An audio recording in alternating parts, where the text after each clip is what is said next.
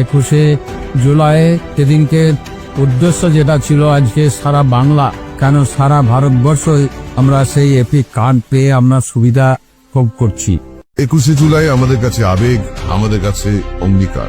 আগামী 21শে জুলাই প্রতিবারের মতো এবারেও ধর্মতলায় স্মৃতি তর্পণ শহীদদের প্রতি এবং একই সঙ্গে আগামী দিনের পথ চলার পথ নির্দেশ দেবেন আমাদের মাননীয় মুখ্যমন্ত্রী মমতা বন্দ্যোপাধ্যায়। 1993 সাল তৎকালীন যুব কংগ্রেসের সভানেত্রী, আমাদের সম্মানীয় নেত্রী, বাংলার মুখ্যমন্ত্রী মমতা বন্দ্যোপাধ্যায় সেদিন ডাক দিয়েছিলেন একটি প্রতিবাদ কর্মসূচি। মুখ্য স্লোগান কি? No identity, no vote. সচিত্র পরিচয়পত্রের দাবিতে আন্দোলন করেছিলেন। কলকাতার রাজপথে ভিড় জমিয়েছিল, তার উপর লেলিয়ে দেওয়া হয়েছিল সিপিএম এর সশস্ত্র বাহিনী, আক্রমণ করেছিল তদানীন্তন রাজ্য সরকারের পুলিশ, লাল হয়ে উঠেছিল বাংলার কলকাতার রাজপথ।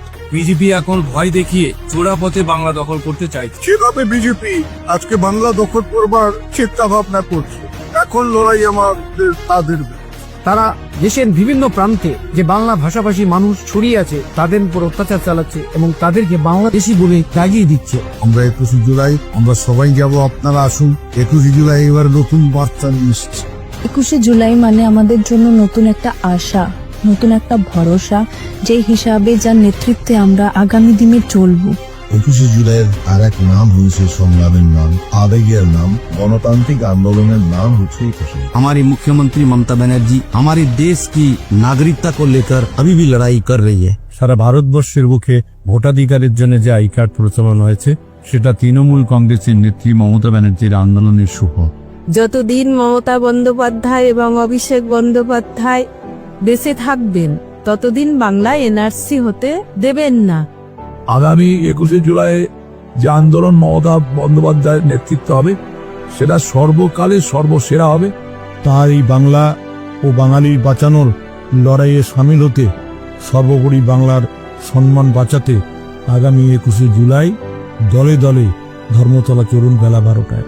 মনে রাখতে হবে, বাংলাকে বাঁচাতে হবে, বাংলার জন্য আজকে সকলে ঐক্যবদ্ধভাবে আমরা লড়াই করতে হবে। ঐতিহাসিক যে 21শে জুলাই আমরা প্রত্যেকের সহযোগিতায় সাফল্যমণ্ডিত করতে পারি, এটা আপনাদের সঙ্গে কামনা করি। হিন্দু না মুসলিম ওই জিজ্ঞাসে কোনজন, কান্ডারি বলো ডুবিছে মানুষ সন্তান মরমান। মাননীয় মুখ্যমন্ত্রী মমতা বন্দ্যোপাধ্যায় আজকে লড়াই করছে। আমাদের বাঙালিয়ানাকে, বাঙালি সত্তাকে যেভাবে ধ্বংস করার চেষ্টা করছে বিজেপি সরকার, সেটা আমাদের মুখ্যমন্ত্রী একমাত্র লড়াই চালিয়ে যাচ্ছে। এবং এই বছর এই ইলেকশনটা যে 2026-এ যেটা আসতে চলেছে বিধানসভা ইলেকশন, এটার জন্যও কিন্তু এই বছর 21শে জুলাই খুবই ইম্পর্টেন্ট এবং খুবই গুরুত্বপূর্ণ। বাংলা ভাষা আমাদের মাতৃভাষা। এই ভাষাকে যারা অমর্যাদা করছে, যে দল বাংলার বাইরে বিভিন্ন দল পরিযায়ী শ্রমিককে যেভাবে অত্যাচার করছে, তার বিরুদ্ধে জননেত্রী মমতা বন্দ্যোপাধ্যায় তার লড়াই চলছে। সেই লড়াই আমরা সবাই সাথী। আগামী 26শে বিধানসভা নির্বাচনের আগে বাংলার ঐক্য, বাংলার সহযোগীকে বাংলা এক হয়ে লড়বে এবং বিজেপিকে উৎখাত করবে, এটা আমাদের সবারই সংকল্প। সর্বস্তরের তৃণমূল কংগ্রেসের কর্মী আমার সেই ঐতিহাসিক সভাতে সমবেত হবে। 2026-এর বিধানসভার আগে সকল বাংলা বিরোধীরা দেখে নিক বাংলার ঐক্যের শক্তি।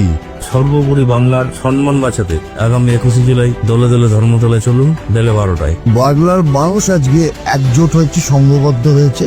বাংলার যে এই ঐক্য, বাংলা যার যে সংঘবদ্ধ, সেটা কিন্তু তারা প্রমাণ করে দেবে 26শে নির্বাচনে। চলুন ওই দিন সবাই মিলে একসঙ্গে পায়ে পা মিলিয়ে আমরা ধর্মতলায় যাই এবং আরেকবার এই ধর্মতলার মিটিং হয়ে উঠুক একটা ঐতিহাসিক মিটিং।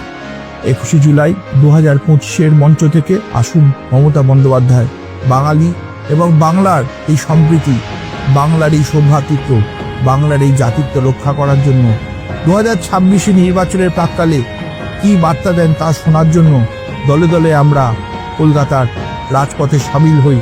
এটাই হোক আমাদের 21শে জুলাইয়ের অঙ্গীকার।